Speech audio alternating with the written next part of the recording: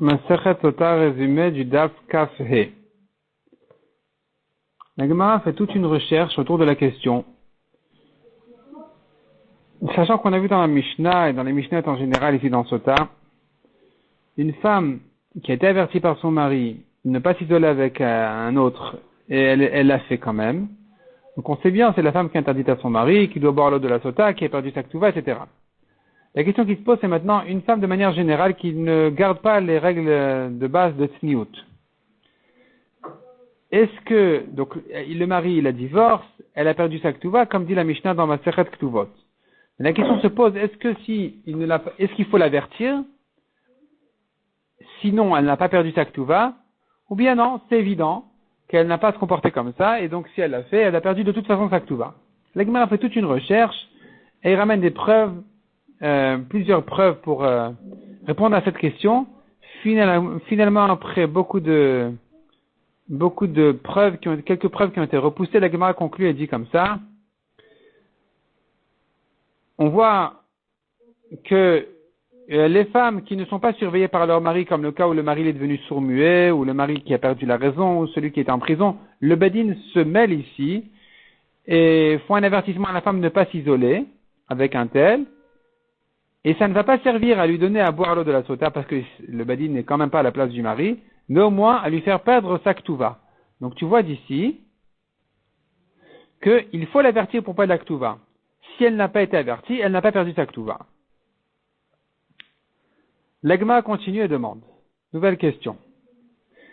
Une femme qui ne garde pas les règles de Tzniut, on ne parle pas du cas où elle a trahi son mari et qu'elle a fauté avec quelqu'un d'autre, mais elle ne garde pas les règles de Tzniut. Et son mari, il veut la garder quand même. Donc si le mari la divorce, il lui donne pas de Ktuva. On parle par exemple, elle sort sans se couvrir la tête. Si maintenant le mari veut quand même la garder, il a le droit ou il n'a pas le droit? À nouveau, la Gemara ramène ici une preuve qui est repoussée, donc on est resté en question. Troisième question. Est-ce que le mari peut annuler, être mochel sur l'avertissement qu'il a dit à sa femme de ne pas s'isoler avec un tel? Est-ce que ça marche ou ça marche pas? Et la Gemara, donc à nouveau, toute une recherche, finalement la Gemara conclut que oui, un mari peut annuler l'avertissement, il peut annuler le kinouï. D'ailleurs, les parents du Ben Sorer ou Moré, le fils rebelle, peuvent aussi annuler, ils peuvent aussi être mochel à leur fils pour pas qu'il soit chayav mita.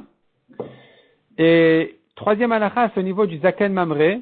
Zaken Mamre, c'est un chacham qui a tranché une halakha contre le Bedin et qui ne veut pas se plier et se soumettre à la conclusion du Bedin. Il dit non, je suis pas d'accord.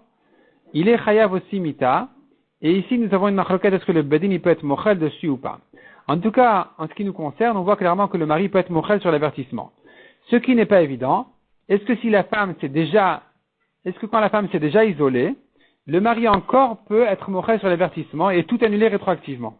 Est-ce que ça marche ou ça marche pas? Et la Gemara ramène là-dessus une discussion, une machloket, et la Gemara conclut que la svara qui semble plus vraie, c'est la Gemara vient prouver que apparemment le mari ne peut plus annuler l'avertissement si la femme s'est déjà isolée. Ça ne sert plus à rien, c'est trop tard, elle est interdite. On a vu encore une machloket Bet Shammai Bet Hillel. Si le mari il est mort avant que la femme n'ait bu l'eau de la Sota, est-ce qu'elle a perdu sa Ktuva ou pas?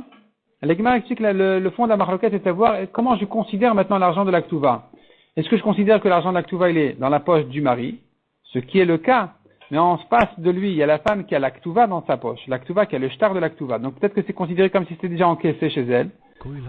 Et donc elle n'a pas perdu sa Ktuva, ou non, c'est pas considéré encore comme si c'était encaissé, puisque l'argent est chez le mari.